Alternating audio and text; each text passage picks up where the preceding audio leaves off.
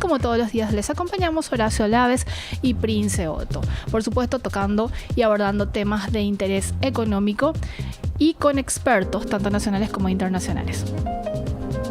Hola Prince, ¿qué tal? Un saludo también a toda la audiencia, un gusto estar nuevamente acá, listo para debatir de temas que nos llaman a nosotros en la economía también de nuestro país. Y hoy nos toca analizar un poco lo que es también la economía de nuestro país vecino del norte. Vamos a estar hablando con un contacto de Bolivia que nos va a estar contando un poquito cómo está la situación social, la situación económica en el país. Y ahora, sin más preámbulo, también vamos al desarrollo de las noticias. MF Economía e Inversiones presenta las principales noticias económicas de Paraguay y el mundo. La inflación de los Estados Unidos de América llega a niveles mínimos de los últimos 2 años, alcanzando un 5% interanual en el mes de marzo. Luego de avanzar un 0,4% mensual en febrero, el incremento en marzo fue bastante más moderado, con una suba del 0,1% mensual. En el mes de junio del año 2022, la inflación llegó al 9,1%, niveles no vistos desde el año 1981.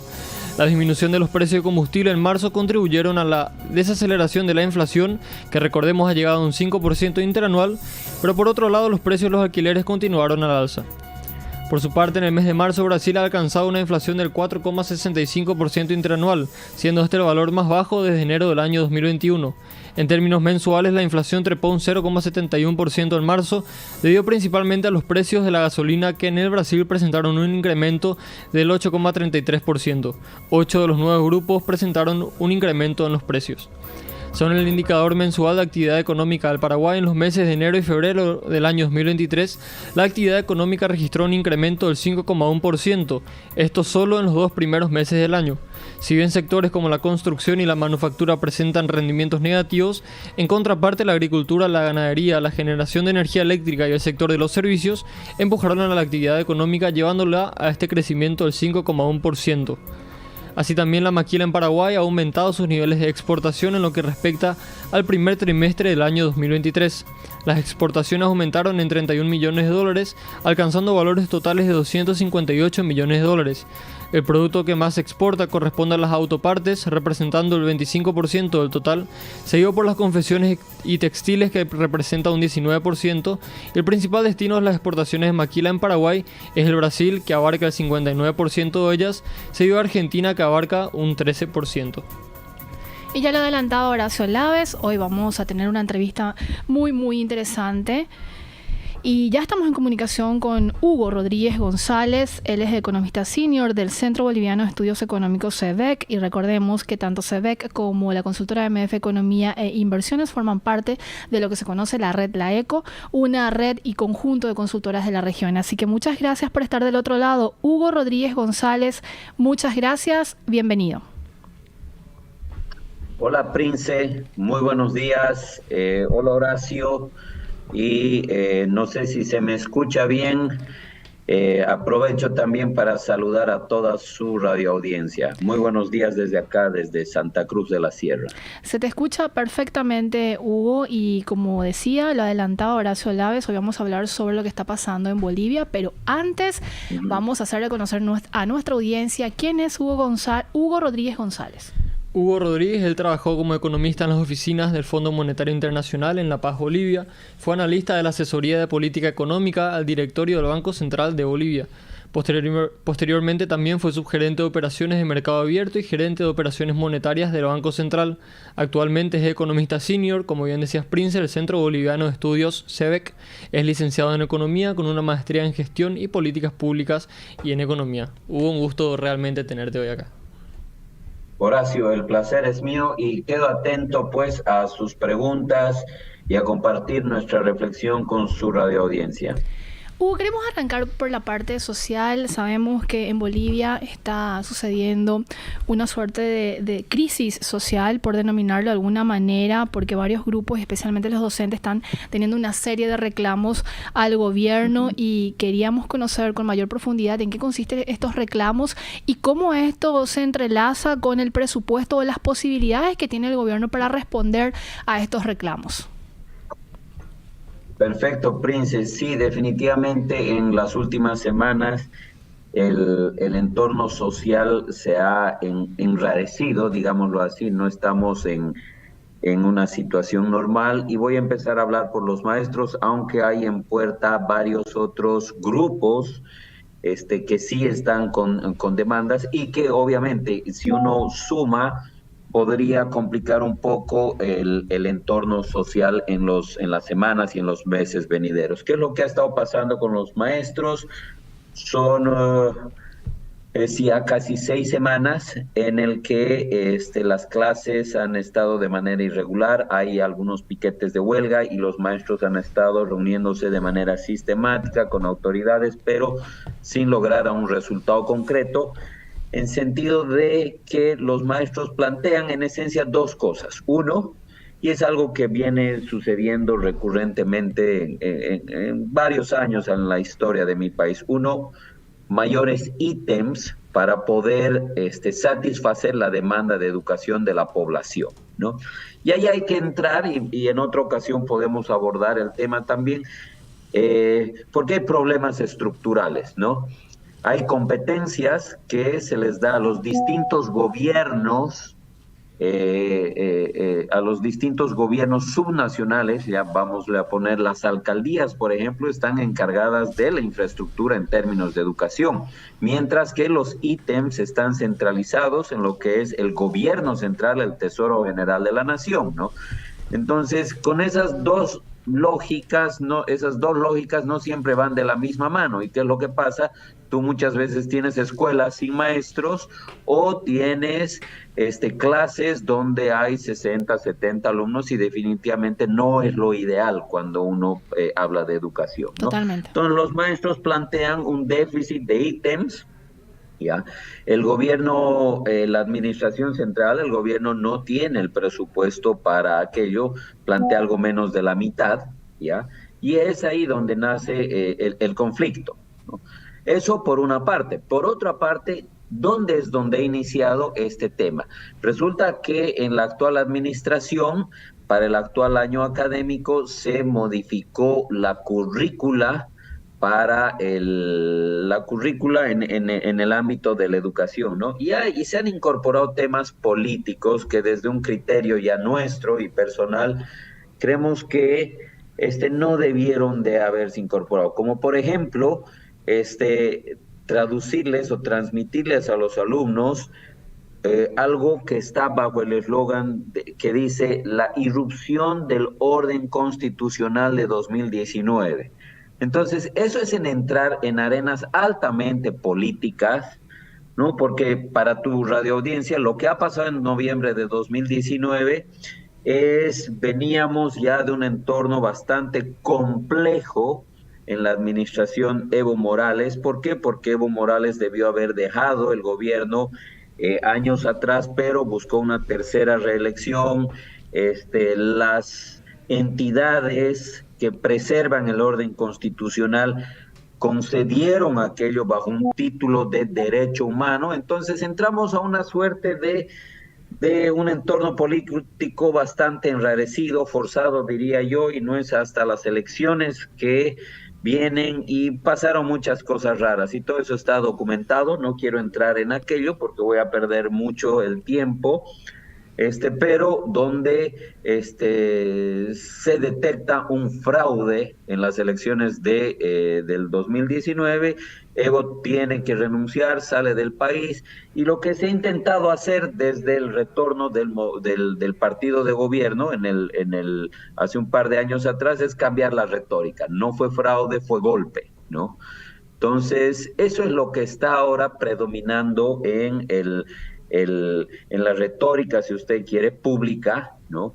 Y parte de aquello y la polémica que entra al sector de educación es eso, la irrupción del orden constitucional, ¿no? Entonces las autoridades actuales defienden como que los alumnos tienen derecho a poder debatir, etcétera, pero desde el otro lado se ve como que cambiarle el chip a las nuevas generaciones, ¿no? Se abre esa puerta para cambiar ese chip y creemos que no es necesario, ¿no? Los alumnos, si bien tienen que tener un sentido crítico, ese sentido crítico hay que formarlo y está en formación en los últimos años de colegio, pero también durante la vida universitaria, ¿no? Entonces, a partir de ahí, de ese cambio en la currícula, es que empieza este momento conflictivo. Pero también quiero decirte que actualmente hay otros grupos que están en alerta, como por ejemplo el sector de los gremiales, del transporte pesado, la Asociación Nacional de Prensa, porque hay proyectos de ley que se están discutiendo que ciertamente van a entrar en el ámbito de las ambigüedades, ¿no? Por ejemplo, hay uno que intenta regular el uso indebido en las redes sociales, ¿no? ¿Cómo uno regula el uso indebido de las redes sociales? Son arenas que son muy, muy delicadas para entrar y que, por un lado, el gobierno tiene un argumento, pero por el otro lado uno ve cómo que se abren las puertas para acallar las voces y la libertad de expresión, ¿no? Otro grupo que también esta mañana, si ustedes revisan la prensa, está alerta, es el de la Asociación Nacional de Prensa, porque también hay proyectos de ley que van a, que dan cárcel por ejemplo, quienes promuevan, dice, el racismo mediante medios de comunicación, ¿no? Y eso es muy complicado porque son líneas muy débiles entre qué es, qué no es, y tú y ustedes mejor que nadie saben que la libertad de expresión es uno de los valores principales de la democracia, ¿no? Entonces, creemos que hay un ambiente que se ha puesto un poco, cambió de color, ya no estamos en un blanco tenue, sino estamos pasando un naranjado y a eso que está perturbando en el ámbito social, ¿no? Para cerrar esta parte social, porque sí hay mucho por abordar sobre este tema, Hugo, pero nos gustaría, y no desperdiciar el tiempo contigo, hablando también de la parte económica, en el sentido de que nos quedan como 15 minutos aproximadamente y queremos obviamente usarlo al máximo.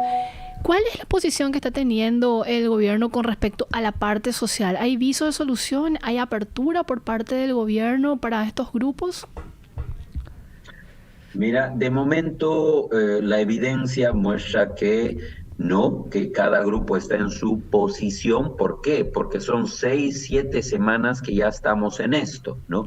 Entonces creemos que, y como ha pasado en la historia de mi país en particular, en algún momento las partes tienden a ceder y llegamos a un equilibrio, ¿no? Te decía que esta historia no es diferente, porque en Bolivia varias veces, sobre todo el sector de maestros, el sector de salud, ha tenido estas demandas, pero de una u otra manera se han encontrado equilibrios sanos para avanzar adelante.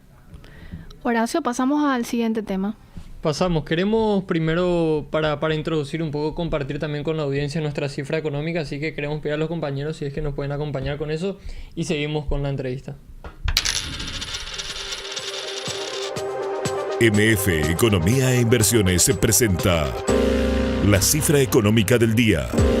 15.500 millones de dólares eran las reservas internacionales de Bolivia en el año 2014. En 2023 el total de sus reservas internacionales ha caído a 3.500 millones de dólares y se espera que el descenso continúe. Ya desde agosto del año 2022 el oro pasó a representar el 60% de las reservas y actualmente representa cerca del 75%. El último informe brindado en febrero por el Banco Central de Bolivia reveló que solo 372 millones de dólares se mantienen en dólares líquidos. Recordemos a la audiencia que estamos con Hugo Rodríguez González, él es economista senior del Centro Boliviano de Estudios Económicos, CEBEC. Así, Hugo, un poco como comentábamos con este dato de las reservas internacionales que están teniendo en Bolivia, si es que nos puedes comentar un poco también cómo viene la situación, también un poco el panorama de lo que está pasando con esto y al fin y al cabo lo que termina llevando a la falta de dólares en la economía boliviana, ¿verdad? Definitivamente, Horacio, y voy a tratar de ser bastante ejecutivo y sucinto para aprovechar los últimos 10, 12 minutos que nos quedan. Muchas gracias, Hugo. Teníamos 15.000 millones y a hoy estamos con casi 3.000 millones, gran parte de eso en oro. ¿Qué es lo que sucede? Y no hay dónde perderse. salen más dólares de los que entran, ¿ok? En los últimos 10, 12 años, y eso es algo que se ve en la balanza de pagos. Y para tu audiencia, la balanza de pagos no hace más que resumir las operaciones de los residentes bolivianos con el extranjero.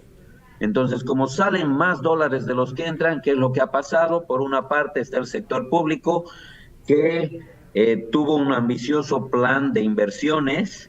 Hicimos plantas muy grandes, ¿no?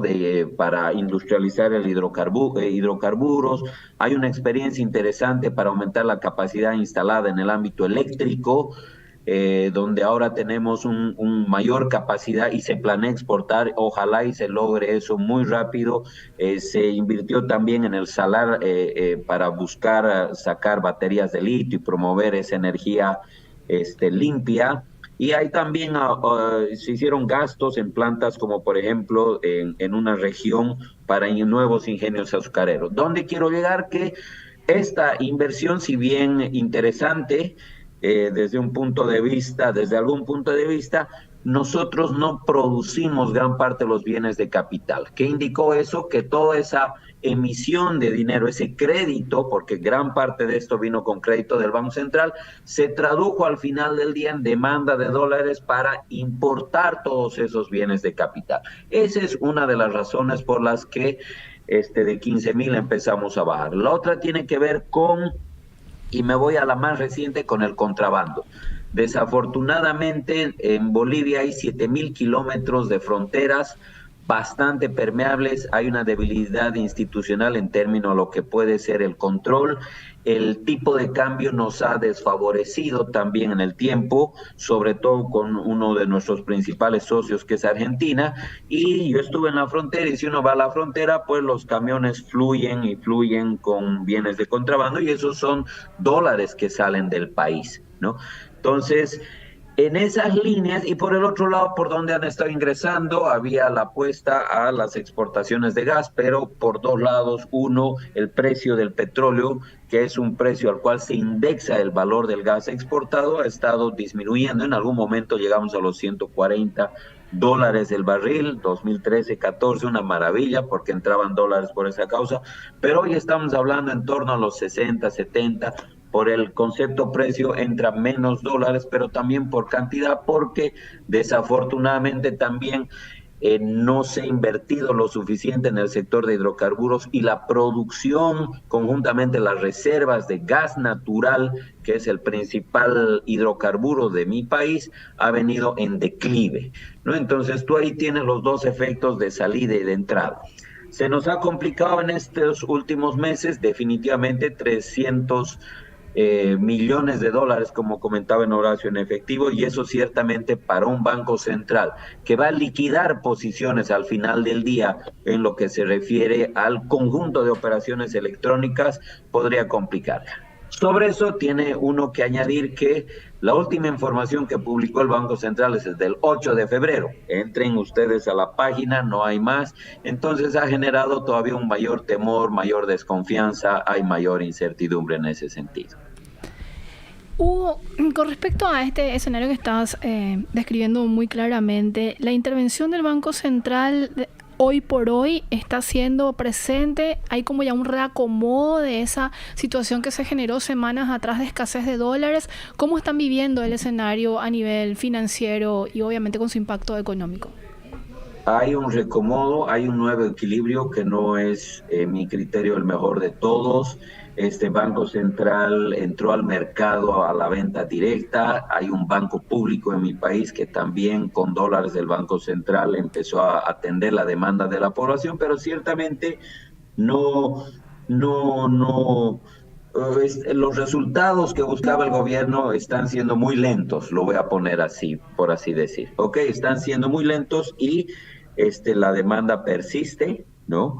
El dólar en la calle ya se cotiza a más o menos 7.40, 7.50, un dólar paralelo, y eso debería ser una señal para las autoridades de gobierno de volver a hacer aquello que se hacía antes, cuando yo he estado casi 20 años en Banco Central y cuando había demanda especulativa, pues uno agarraba y decía, la oferta en el bolsín, que normalmente era 5 millones de dólares para satisfacer la demanda de las entidades financieras, que a su vez satisfacen la demanda de la población, que no sea 5 millones, subámosla a 50, y así se monitoreaba día a día cómo iba satisfaciéndose la demanda. Ahora se tomó otra estrategia, que es decir, Banco Central sale y vende. Ahí tienen ustedes la aparición del presidente del Banco Central a principios del mes de marzo, diciéndole a la población, cálmense todos, Banco Central va a salir a vender, pero pienso que el otro camino puede ser más efectivo, de decir, aumentamos la oferta para satisfacer la demanda del sistema financiero y así de la población, pero no se lo hizo. Quizás eso es reflejo de la escasez de dólares también Banco Central, porque sabemos que los importadores están teniendo problemas. Cuando uno quiere hacer una transferencia de dólares a través del sistema financiero, hay ciertos periodos, no puede hacerlo uno en 24 horas, hay periodos de tiempo que son más largos de lo usual, y también sabemos que los depositantes, cuando van a un banco y quieren retirar sus dólares, pues lo hacen en pequeñas partes, y uno no puede retirar todo lo que quisiese, ¿no?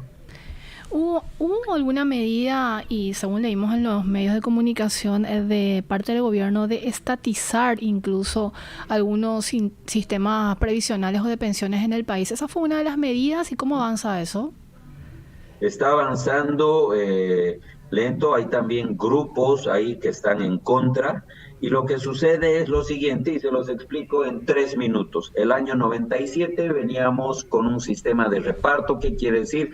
Todo el mundo aporta, pero nos jubilamos con un monto muy pequeño, y yo no sé dónde está mi dinero, solo sé que mi empresa aporta por mí, y como tal, yo tengo derecho a una jubilación, no necesariamente la mejor. El año 97 entra una reforma, entran 2 AFPs, con reconocido prestigio, y cada uno empieza a ahorrar en una cuenta individual.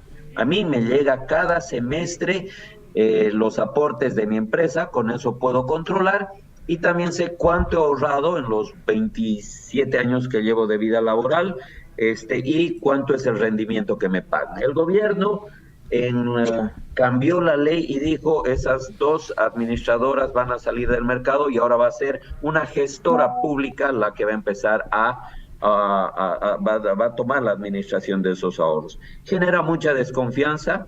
¿Por qué? Porque en la historia la falta de transparencia, y en este caso el que ingrese una gestora, crea todos los incentivos para que la transparencia se disipe. Vean ustedes las cifras de Banco Central que se han publicado sagradamente cada semana en cuanto al nivel de RIN en los últimos 20 años, hoy por hoy ya no las tenemos, ¿no? Entonces, ¿qué probabilidad tenemos de que esa historia no se repita con los ahorros de las personas, ¿no?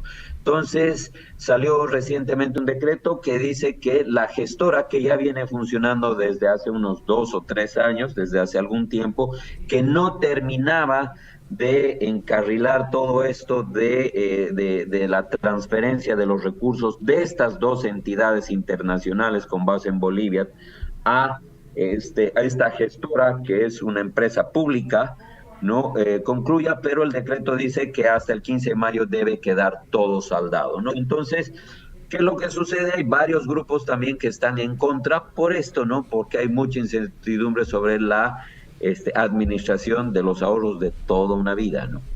Horacio. Hugo, también como para ir cerrando la entrevista, queríamos consultarte un poco con respecto a la inflación, que si bien tenemos entendido, si no la más baja, es una de las más bajas de la región. Entonces, ¿cómo ustedes vienen viendo eso, también el costo que eso ha tenido en el déficit fiscal que presenta Bolivia ya hace varios años? Y bueno, también un poco si nos podrías ir comentando también el panorama político, económico para este 2023. Perfecto. Con relación a la inflación, evidentemente hemos tenido una de las inflaciones más bajas.